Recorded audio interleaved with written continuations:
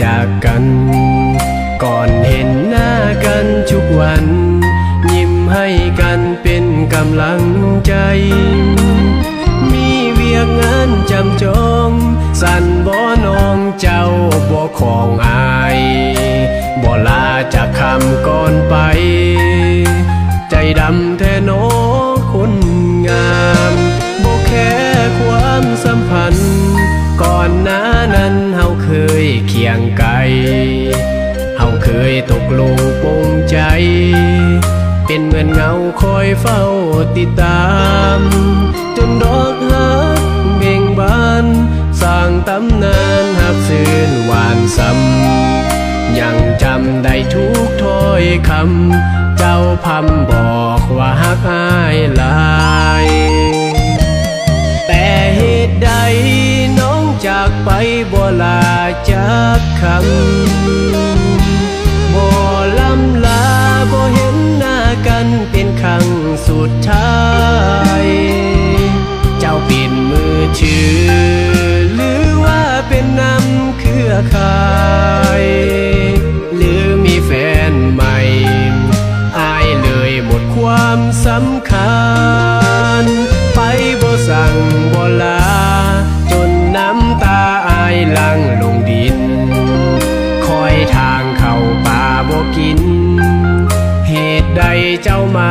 ทิมกันได้แต่ถามตัวเองผิดพลาดไปเรื่องใดโน่นั้นเจ้าจึงตัดสายสัมพันธ์ไปจากกันบ่สั่งบ่ลา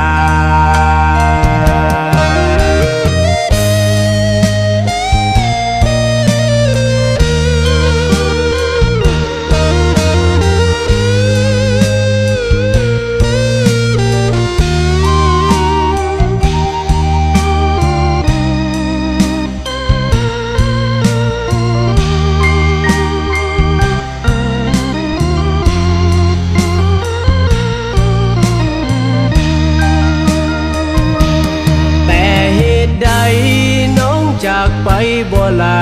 จากคำบ่ลำลาบ่เห็นหน้ากันเป็นครั้งสุดท้ายเจ้าเปลี่ยนมือชื่อหรือว่าเป็นน้ำเครือข่ายหรือมีแฟนใหม่อายเลยหมดความสำคัญไปบ่สั่งบ่ลาน้ำตาอายหลั่งลงดินคอยทางเข้าป่าบ่กิน